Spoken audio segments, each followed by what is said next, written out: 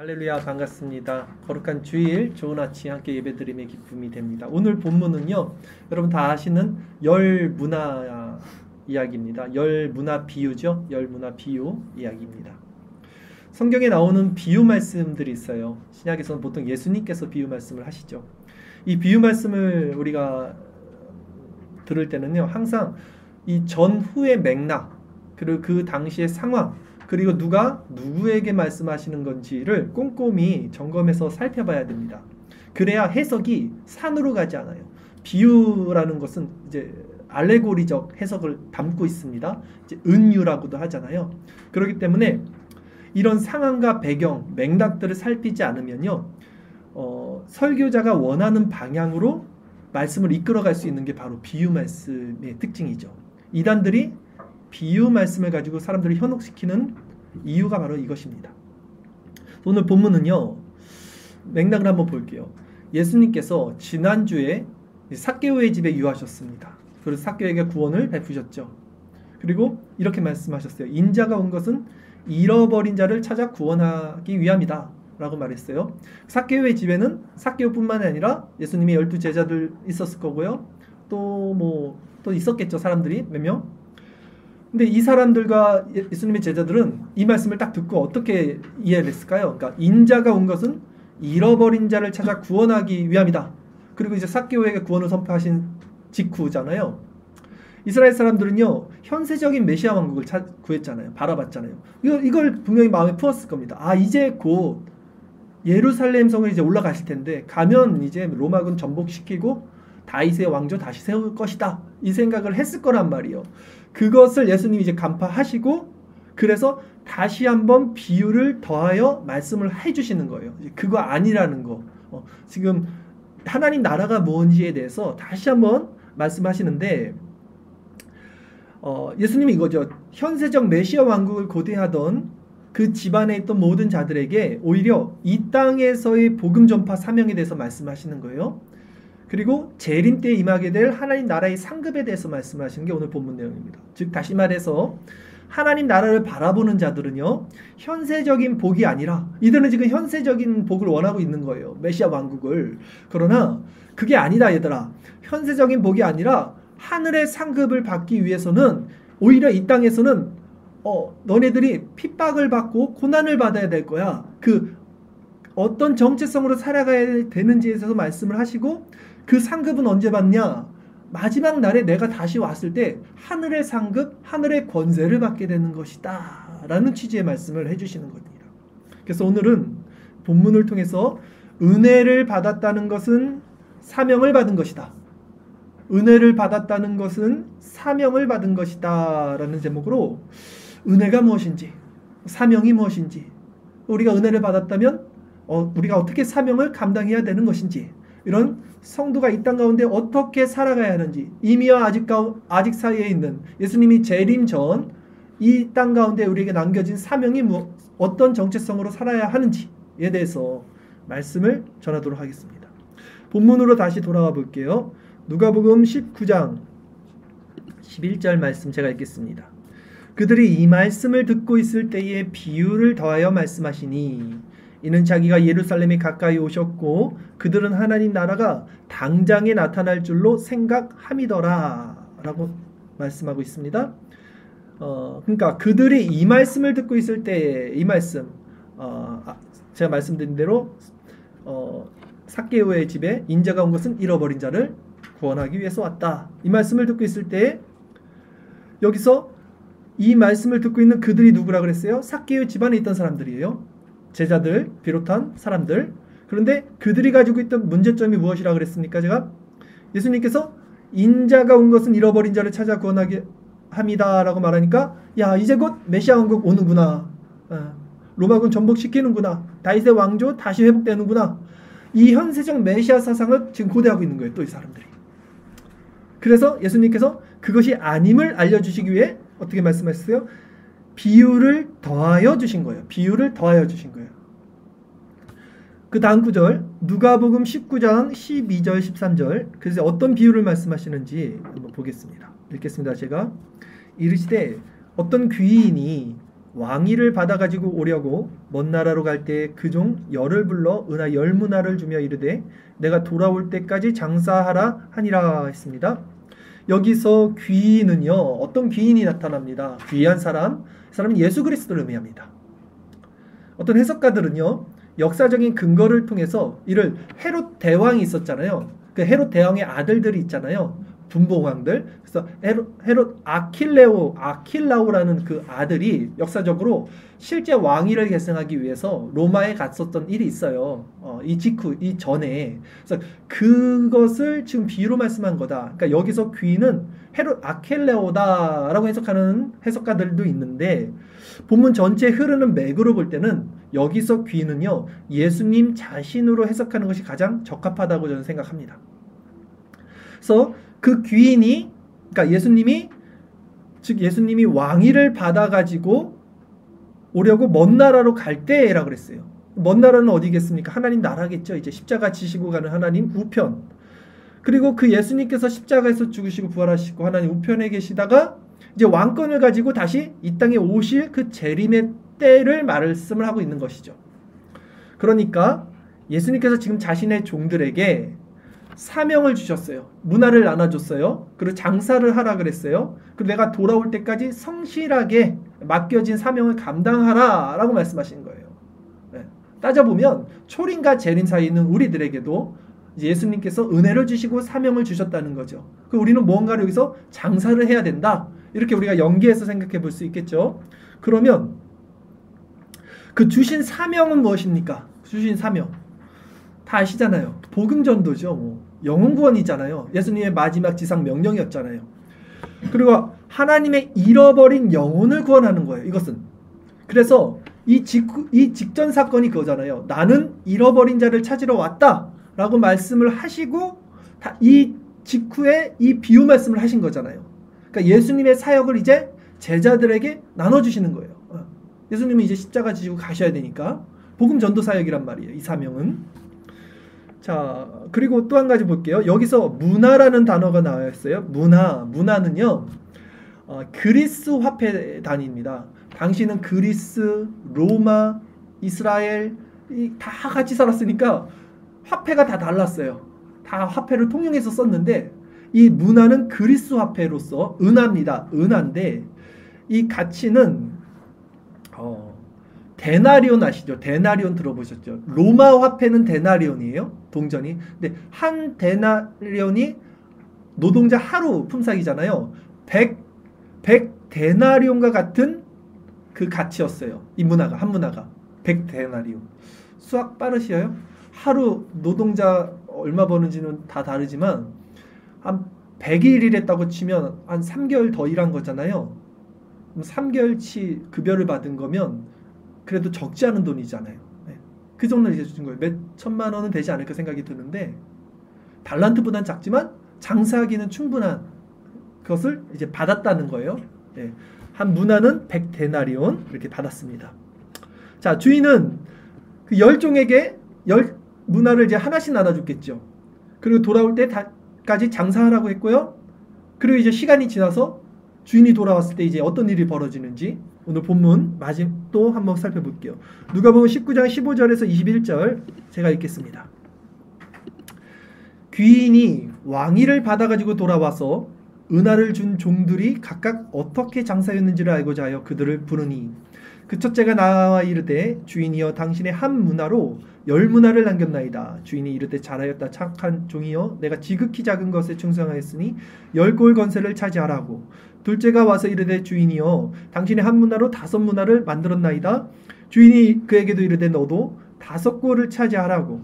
또 한 사람이 와서 이르되 주인이여 보소서 당신의 한 문화가 여기 있나이다. 내가 수건으로 싸두었나이다. 이는 당신이 엄한 사람인 것을 내가 무서워함이라. 당신은 두지 않은 것을 취하고 심지 않은 것을 거두나이다. 이렇게 말씀했어요. 이상한 사람이 한 명 등장합니다. 2명은 괜찮았어요. 10문화 남겼고 5문화 남겼습니다. 어디서 본 비유 같지 않아요? 달란트 비유랑 비슷하지 않습니까? 네. 이 달란트 비유랑 비슷한 구조를 갖고 있는데 달란트 비유와 같은 내용은 아닙니다. 같은 시기에 전한 것도 아니에요. 달란트 비유는 예루살렘에 입성한 후에 예수님 말씀하신 거고 요 문화 비유는 입성하기 전에 말씀하신 거고 내용은 비슷하지만 취지가 달라요. 어쨌든 자, 근데 한 종이 이상합니다. 이 종이 어떻게 했어요? 달란트 한 달란트 받은 사람은 똑같은 행동을 한 거예요.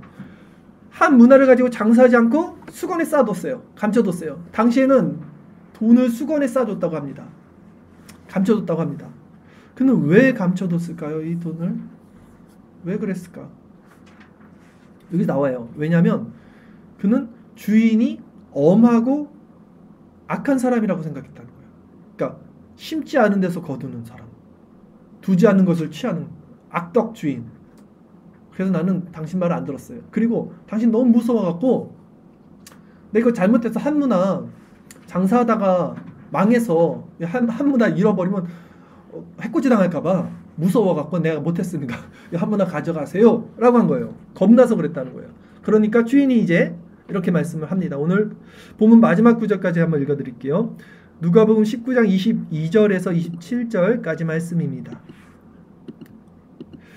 주인이 이르되 악한 종아 내가 내 말로 너를 심판하노니 너는 내가 두지 않는 것을 취하고 심지 않은 것을 거두는 엄한 사람인 줄 알았느냐?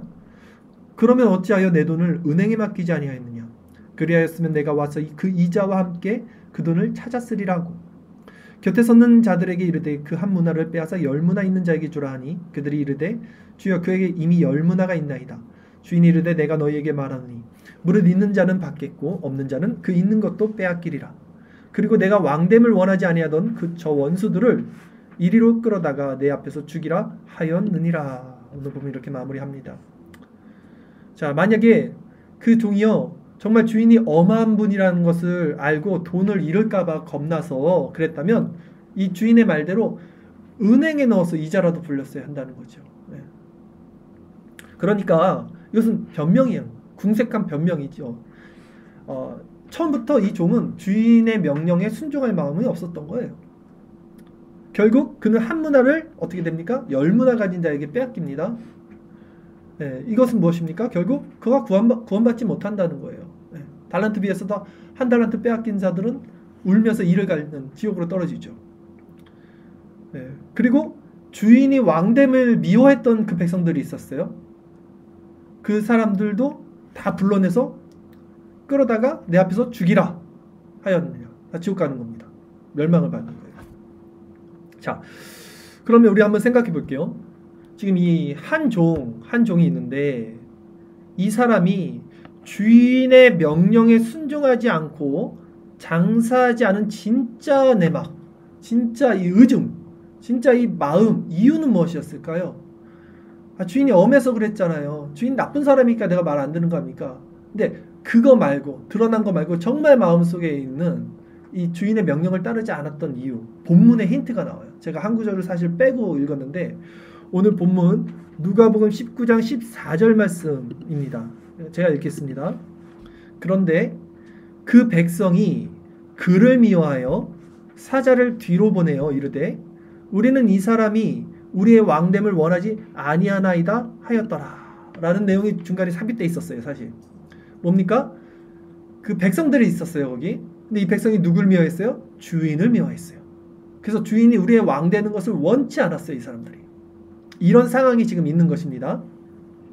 이런 상황 가운데 지금 그 문화를 감춘 사람을 우리 한번 왜 그랬는지를 추론해 보자는 거예요. 당시 백성들이 이 종의 주인을 미워했습니다. 다시 말해서 이 종은 주인은 지금 이제 떠나요. 먼 곳으로 갑니다. 왕권을 받으러. 그러면 이제 자신은 누구와 남게 돼요? 이 백성들 사이에 남게 됩니다. 백성들과 남게 되죠. 백성들 같이 살아야 돼요. 근데 백성들은 지금 누구를 미워했어요? 자신의 주인을 미워했죠. 그러면 주인을 따르는 자신도 미움을 받을 수 있는 거잖아요. 그게 싫었던 거겠죠. 그래서 마치 베드로가 예수님이 고난을 이렇게 딱 당하실 때 예수님을 모른다고 부인을 했어요. 그냥 철면피 깔고.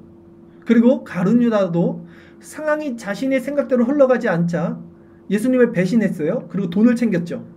마찬가지로 이 사람은 이 백성들이 자신의 주인을 미워했기 때문에 그들을 상대로 장사가 복음 전파란 말이에요. 복음 전도란 말이에요.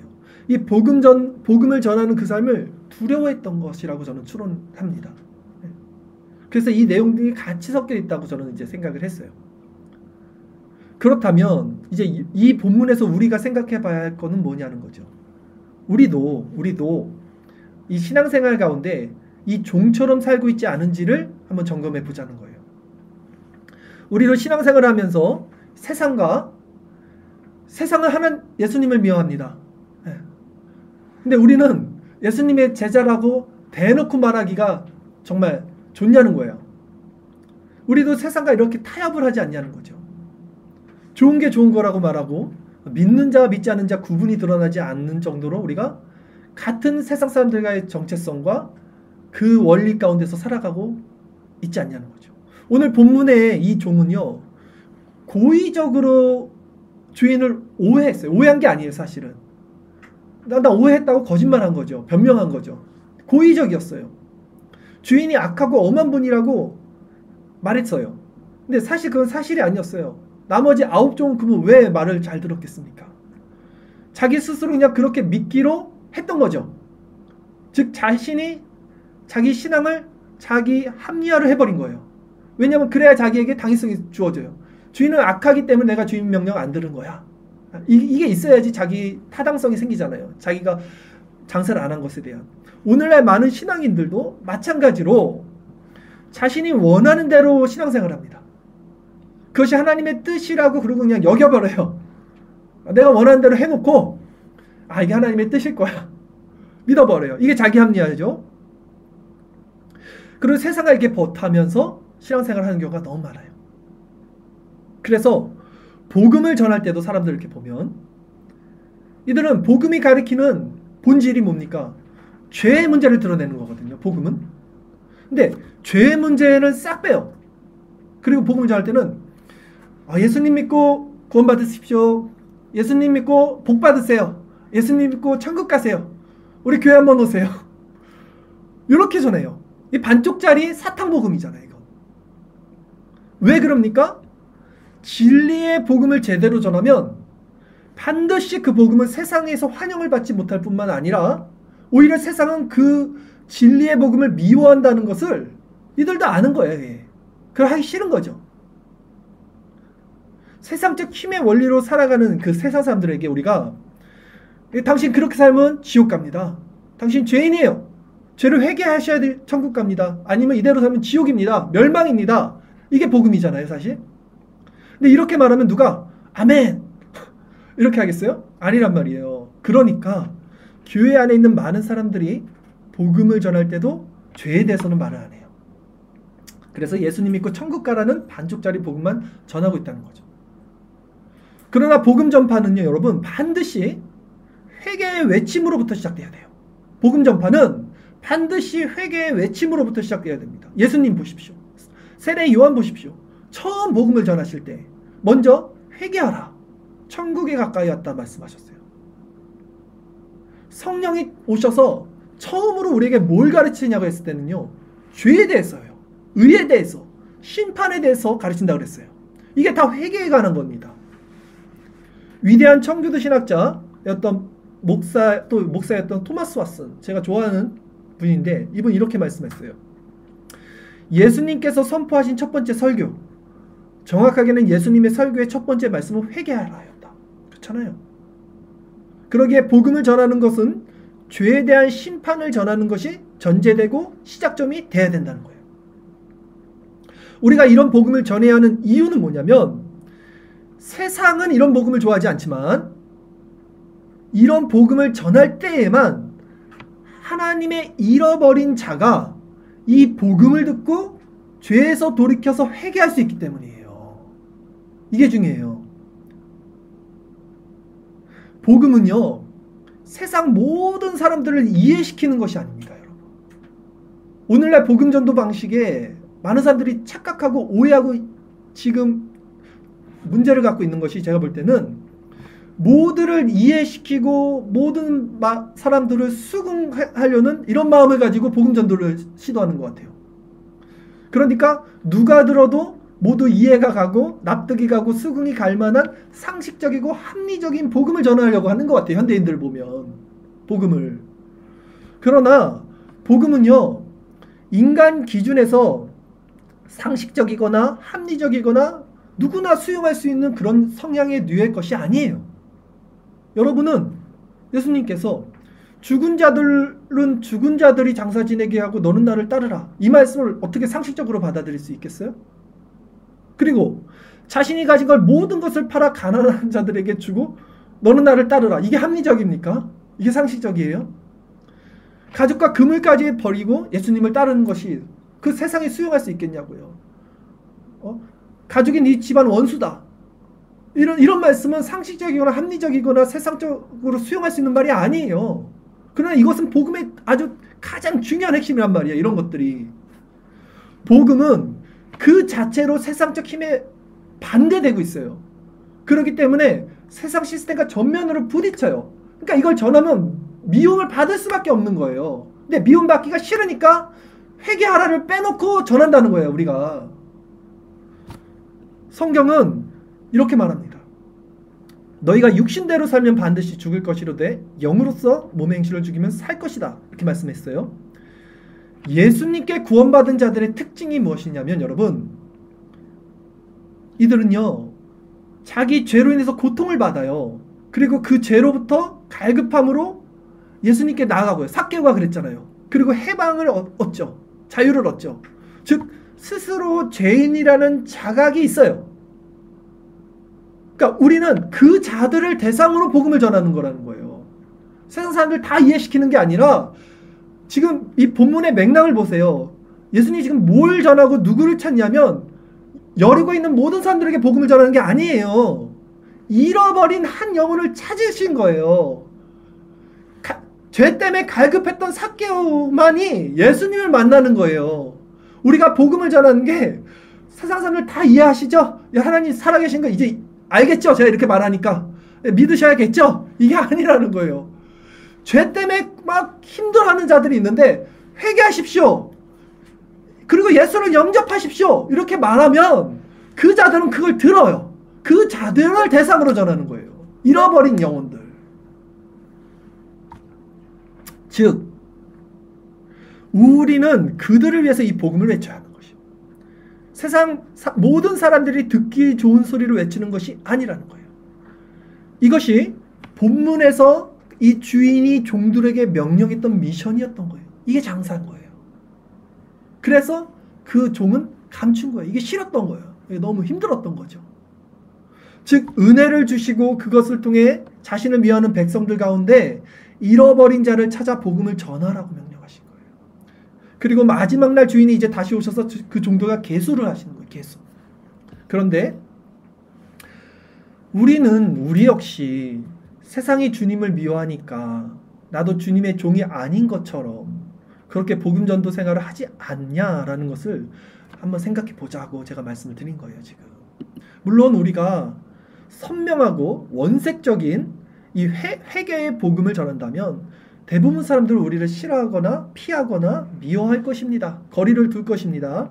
그러나 이 복음을 통해서 하나님의 잃어버렸던 자가 변화를 일으킨다는 사실에 우리가 이게 초점을 둔다면 우리가 방점을 어디다 찍냐가 중요해요.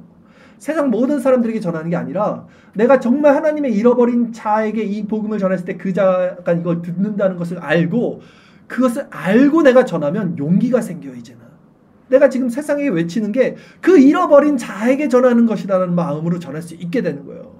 그럼 핍박을 받거나 다른 사람이 싫어해도 상관이 없어요. 두려움이 없어요. 이제는 그 사람은 못 듣는 자들이었어요. 그러나 누군가는 반드시 듣는단 말이에요. 그 자들에게 전하는 것이다라는 마음을 가져야만 용기를 얻고 이걸 전할 수 있는 거예요. 우리도 주눅 안 들고.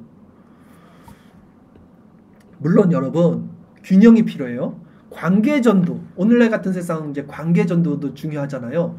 관계전도에 있어서는 기본적으로 우리가 하나님의 그 그리스도의 형상을 담은 착한 행실을 통해서 그리스도의 향기를 이렇게 전하면서 지속적으로 그들과 관계를 맺으면서 지혜롭게 복음을 전할 필요가 있어요. 그래서 청교도 신학자 사무엘 러더포드는 이런 말을 했습니다. 제가 토요일 성경 공부 시간 때 말씀했던 건데 한 번 더 말씀드릴게요. 당신의 움직임과 행동과 말과 생각을 통하여 다른 이들이 당신 안에 거하는 그리스도를 보게 하라. 멋있지 않습니까? 당신의 움직임과 행동과 말과 생각을 통하여 다른 이들이 당신 안에 거하는 그리스도를 보게 하라. 사실 표정 하나, 이런 근육 하나, 우리는 영적인 존재들이라 서로 그걸 감지를 해요. 설교자가 이 텍스트로 하는 것 같아도 사실 그 모든 것들이 전해지는 것이고요. 그것들을 다 우리는 서로 그걸 교류를 하고 있는 거예요. 그러니까 이 그리스도를 품고 있는 사람들은 이 안에서 이것들이 나간다는 거죠. 그것으로 전도를 한다는 거예요. 그리고 러더포드는 이렇게 말해요. 또 그리스도께서 당신 안에 거하신다면 당신의 행동은 그리스도의 향기를 풍기게 될 것이다. 그리스도가 우리 안에 거하시면 우리의 행동이 자연스럽게 선하고 착하고 이런 게 나가겠죠. 관계 전도는 이렇게 해야 된다는 거예요. 그럼에도 복음 전도의 본질은 똑같아요. 본질은 똑같아요. 결국 복음을 전한다는 것은 죄에 대한 회개의 촉구로부터 시작해야 된다는 것은 변함이 없습니다. 관계 전도든 거리 전도든 그냥 한 번에 전하는 모든 전도든 결국 우리가 사람들에게 전해야 할 메시지는요, 단순하고 명확한 것입니다. 첫째 뭡니까? 죄에 대한 촉구예요. 그리고 둘째, 그리스도를 영접하라는 것. 그리고 그래야 구원받는다는 것. 이 세 가지입니다. 지난 호스피스 사역을 제가 다녀오고 어떤 젊은 환우분, 30대 그 환우분 목욕을 시켜드렸어요, 제가. 그리고 이제 돌아가기 전에 그 환우분 다시 찾아가서 인사드리고 잠시 기도를 드렸는데요. 그분이 종교가 없었어요. 무교였어요. 그러다 보니까 이제 기도를 드리려고 하는데 제가 주춤하는 거예요, 이게. 저도.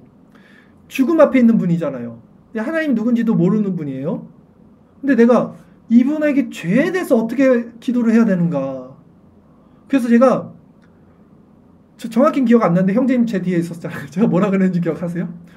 명확하고 선명하게 전하지 못했어요. 제가 죄에 대해서 우리 이 죄인입니다. 죄에 대해서 하나님 용서해 주시고 이런 걸 명확하게 해야 되는데 그걸 못했어요. 그래서 제가 계속 찜찜한 거예요. 뭔가가 마음이 찜찜하다 이랬어요. 바로 제가 한 문화를 받았지만 그것을 감춘 종이인 거예요. 제가 그거잖아요. 그러면 전했어야죠. 그분은 다시 갔을 때 그분 만날수 안 만날지도 모르는 건데 더 명확하게, 더 선명하게. 왜? 그분이 잃어버린 백성이라면 하나님이 성령께서 그분에게 역사해서 그분 듣게 하시겠죠. 내가 이해시키는 게 아닌데 제가 주춤했어요. 제가 감췄다고요, 문화를. 그래서 앞으로 제가 다짐했습니다. 그 후로 이제 호스피스 사역 가서 그럼 기도할 수 있는 시간이 주어지면 먼저 정말 죄에 대해서 선포를 하고 그 영혼이 그리스도만을 붙잡을 수 있도록 복음을 전할 것이다. 내가 지금 다짐을 했어요. 뼈저리게 후회를 했습니다. 저는 여러분들에게도 도전합니다. 특히 우리가 토요 전도 모임이 있습니다. 다가오는 주일이 벌써 마지막 주예요. 토요 전도 모임에서는 반드시 이런 방식으로 전도를 해야 할 거예요. 그래서 제가 멘트를 아예 만들었어요. 딱 이걸 기억하시고 외우십시오. 딱 16자에 딱 짧게 만들었어요. 죄를 회개하고 예수를 믿고 구원받으세요. 너무 심플하죠? 할 수 있죠? 죄를 회개하고 예수 믿고 구원받으세요. 죄를 회개하고 예수 믿고 구원받으세요. 이 간단한데 이 안에 달라져요. 죄를 회개하라는 게 먼저 선포가 돼야 돼요. 그리고 예수를 영접하시고 구원받으라는 거예요. 죄를 회개하고 예수 믿고 구원받으세요. 하실 수 있겠죠? 우리 교회 한번 놀러 오세요. 뭐 별말이 다 나와요. 가면. 왜냐면 막 상황이 바뀌고 사람들 막 바쁘고 여러 사람들 만나면요. 저도 막 말했는데 내가 이 말을 왜 한 거야 도대체. 기억하세요. 죄를 회개하고 예수 믿고 구원받으세요. 이거 합시다 우리.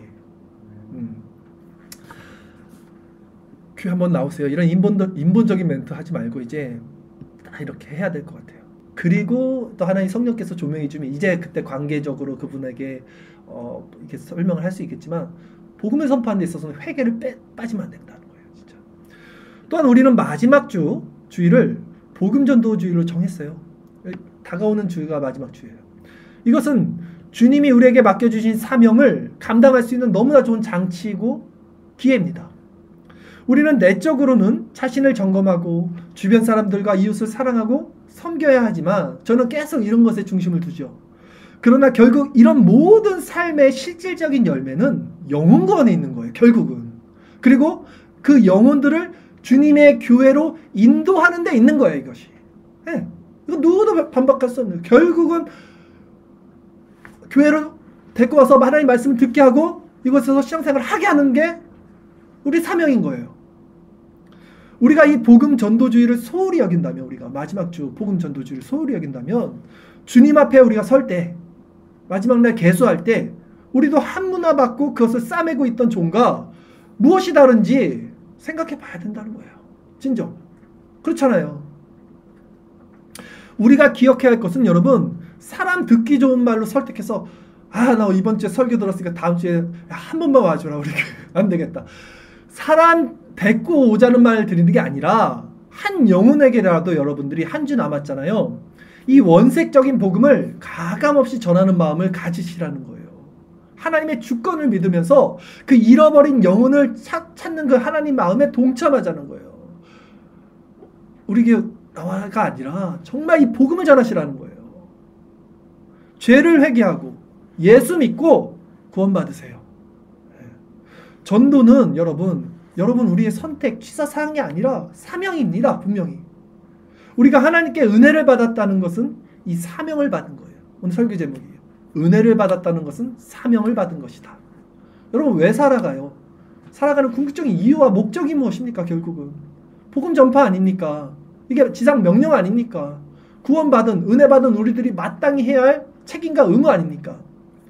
본문은 이 땅 가운데 복을 받고 번영을 누리고자 그 현세적 메시아 사상, 하나님 나라를 추구했던 그 자들에게, 종들에게 주어진 사명은 이 땅에서의 권세와 상급이 아니라 주님을 미워하는 세상 백성들에게 전도 사명을 감당하는 것이며, 그 상급은 이 현세에서 받는 것이 아니라 우리 주님이 다시 오시는 그날, 마지막 날 하나님 나라를 다스리는 권세와 그 상급에 있다는 말씀하시는 거예요. 여러분. 전도하면 이 땅에서 버는 게 아니라 하나님 나라에서 우리가 상급을 받는 거예요. 이 땅에서는 핍박을 받는 거예요. 오히려 미움을 당하는 거예요. 세상이 나를 미워하기 때문에 너희를 미워한다라고 예수님 말씀하시잖아요. 마태복음 16장 26절 27절 말씀 제가 읽겠습니다. 주일설교 말씀 구절입니다. 사람이 만일 온 천하를 얻고도 제 목숨을 잃으면 무엇이 유익하리요? 사람이 무엇을 주고 제 목숨과 바꾸겠느냐? 인자가 아버지의 영광으로 그 천사들과 함께 오리니 그때 각 사람이 행한 대로 갚으리라 라고 말씀합니다. 한 구절 더 보겠습니다. 고린도후서 5장 6절 10절 그러므로 우리가 항상 담대하여 몸으로 있을 때에는 주와 따로 있는 줄을 아노니 이는 우리가 믿음으로 행하고 보는 것으로 행하지 아니함이로다. 우리가 담대하여 원하는 바는 차라리 몸을 떠나 주와 함께 있는 그것이라. 그런즉 우리는 몸으로 있든지 떠나 있든지 주를 기쁘시게 하는 자가 되기를 힘쓰노라. 이는 우리가 다 반드시 그리스도의 심판대 앞에 나타나게 되어 각각 선악간에 그 몸으로 행한 것을 따라 받으려 함이라. 아멘. 우리가 다 하나님 앞에 심판대 앞에 반드시 나타나게 되고요. 그 몸으로 행한 것을 따라 받으려 함이라 말씀합니다. 이 말씀 오늘 본문 구절과 이렇게 귀속시켜서 생각해 본다면 결국은 우리가 문화를 받았다면 하나님의 그 복음 전파 사역에 열매를 맺어야 된다라는 것을 우리가 이어서 생각할 수 있습니다. 그러기 여러분 기억하십시오. 받은 은혜가 있다 할지라도 여러분 어떤 은혜를 받았는지 모르지만 세상이 두려워서 그것을 감추고 저처럼 제대로 못 전하고 그걸 남기지 않는 복음은요, 복음이 아니에요. 그래서 세상에 참된 복음을 전하지 못한다면 그는 마지막 날에 주인이 오셨을 때 그 받았던 은혜까지도 빼앗긴다. 이게 결국 오늘 본문입니다. 여러분, 영혼에 대한 국률함이 없어요. 그리고 복음 전도에 대한 열망이 없다면 사람은 구원받는 사람이 아니에요. 절대 아닙니다. 왜냐하면 내가 은혜를 받잖아요. 그 구원받았다는 거 알잖아요. 정말 영혼에 대한 구령의 열정, 복음 전도의 사명이 이거는 정말 일어날 수밖에 없어요. 이게 안 일어난다 나 지금? 이건 점검해야 돼요. 분명히 일어날 수밖에 없습니다. 그래서 그 사람들은 어디를 가든 누구를 만나든 무슨 일 하든 이게 머릿속에 안테나가 하나가 딱 있어요. 내가 이게 하나님이 이게 기회만 주면, 찬스만 주면 내가 이 시점에선 전해야겠다. 항상 품고 있습니다, 여러분. 네. 근데 인간 관계도 항상, 그러니까 당장 전하지 못하더라도 항상 그거를 품고 만나요, 사람을. 네. 근데 여러분 만약에 그게 없다? 그런 거 없이 그냥 만나서 재밌게 놀고 그래. 이게 이상한 거예요, 이거는. 진짜 여러분. 점검하셔야 돼요, 여러분. 그래서 청교도 신학자 토마스 굿인 이렇게 말합니다. 하나님께 참으로 회심한 모든 영혼에게는 자신의 능력과 기회를 따라서 다른 이들을 하나님께로 인도하고 돌이키게 하려는 것이 가장 자연스럽고 진실한 성향이자 소망이 된다. 이해하셨어요? 그 말이 있잖아요. 회심한 사람들은 사람들을 하나님께로 인도하고 돌이키게 하려는 것이 그냥 자연스러운 본성, 마음속에 항상 품고 있는 이 성향, 그리고 이게 소망 중에 하나가 된다는 거예요. 우리는 기억해야 합니다.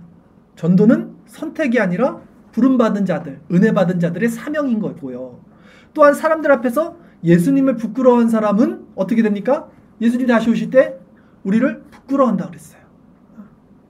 마가복음 8장 38절 말씀입니다. 제가 읽어드릴게요. 누구든지 이 음란하고 죄 많은 세대에서 나와 내 말을 부끄러워하면 인자도 아버지의 영광으로 거룩한 천사들과 함께 올 때 그 사람을 부끄러워하리라. 이제 말씀을 정리합니다. 본문에서 주인의 종들이 권세를 받은 시점은 현세가 아니라 심판 때였다는 것입니다. 즉 이들이 받은 그 복은 현세적 복이 아니에요, 여러분. 우리는 복음을 전할 때 핍박과 고난을 받아요. 왜? 세상이 나를 미워해서 너희를 미워한다고 분명히 말씀하셨어요. 우리가 추구하는 것은 하나님 나라의 권세와 상급입니다. 오히려 그 권세와 상급을 받기 위해 그들은 주인이 올 때까지 이 땅에서 이 주인을 미워하는 그 백성들과 함께 살면서 똑같은 주인과 같은 그 미움을 당할지라도 하나님의 그 잃어버린 영혼이 분명히 있다는 사실을 마음속에 품고 성실하게 복음 전도 사명을 감당하는 자들이 되어야 된다는 거예요. 예수님도 제자들에게 세상이 너희를 미워하면 나를 먼저 미워한 줄 알라, 이렇게 말씀하셨어요. 세상이 왜 예수님을 미워합니까? 예수님이 세상을 악하다고 말했기 때문에 미워하는 거예요. 죄라고 말했기 때문에. 우리 역시 세상 사람들에게 죄를 회개하고 예수 믿고 구원받으세요라고 말한다면 세상이 미움을 받을 거라는 것이에요. 요한복음 7장 6절 7절 말씀이에요. 제가 읽겠습니다. 예수께서 이르시되 내 때는 아직 이르지 아니하였나니와 너희 때는 늘 준비되어 있느니라. 세상이 너희를 미워하지 아니하되 나를 미워하나니 이는 내가 세상의 일들을 악하다고 증언함이라. 아멘. 예수님은 세상을 악하다고 그랬어요. 그러니까 세상이 예수님 싫어했어요. 미워했어요. 근데 이때 제자들은 세상 악하다고 말하지 않았어요. 성령이 임하기 전이었습니다. 예수 믿고 천국 받으세요. 천국 가세요. 우리처럼 전했어요. 그러니까 세상이 안 미워하겠죠. 자기 것인데. 안 미워했다는 거예요. 그래서 너희 때는 아직 이르지, 내 때는 지금이지만 너희 때는 늘 준비되어 있다는 거예요. 준비하라는 거예요. 그러나 우리가 세상을 악하다고 이제 선포하면, 죄를 회개하십시오, 이 복음을 전하면 세상은 우리를 미워하겠죠. 여러분 기억하십시오. 예수님께 우리는 한 문화를 모두 받은 자들입니다. 즉 은혜를 받은 자들이에요. 분명합니다. 은혜를 받았다는 것은 사명을 받은 것입니다. 설교 제목, 은혜를 받은 것은 사명을 받은 것이다. 우리에게 주어진 이 유한한 시간, 영원하지 않습니다. 시간 그리 길지 않아요. 인생 짧습니다. 유한해요. 뭐에 초점을 맞추고 사냐, 뭘 바라보고 어떤 목적을 갖고 사냐가 분명하지 않으면 허송세월 부르다가 허송세월 그냥 살다가 끝나요. 인생. 우리 인생의 가장 중요하고 가장 중심이 되는 것, 우리가 감당해야 할 사명이 무엇인지를 오늘 말씀을 통해서 반드시 기억하시고 앞으로 이 복음 전도를 내 사명, 내 삶에 어떻게 녹여드리고 어떻게 이것을 방법론으로 또 우리가 행해야 할 것인지를 각자 기도하면서 행하는 자들 다 되기를 바라겠습니다. 기도드리겠습니다.